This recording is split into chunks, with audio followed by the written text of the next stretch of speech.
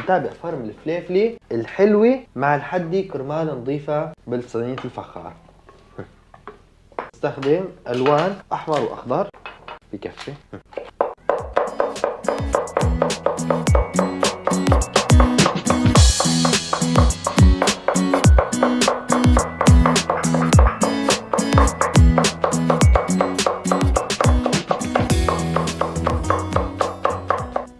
طبعا وقت بدنا نستخدم نحن فليفلي حارة لازم ما ننظفها، لازم نحطها في بذورها.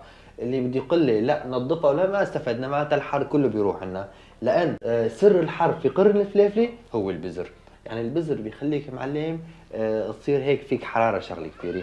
ومنتابع فرم. وهون كمان هيك بعد ما خلصنا فرم الفليفلي الحمراء الحلوة والخضراء الحارة كمان بنزتها بالفخار بهالطريقة الجميلة. تمام. وبنيجي لعند البصل كمان نفرم بصل ونقسم للقسمين. كمان البصل بهالطريقة الجميلة بنفرمها. تمام. هيك لازم يكون مكعبات ناعمة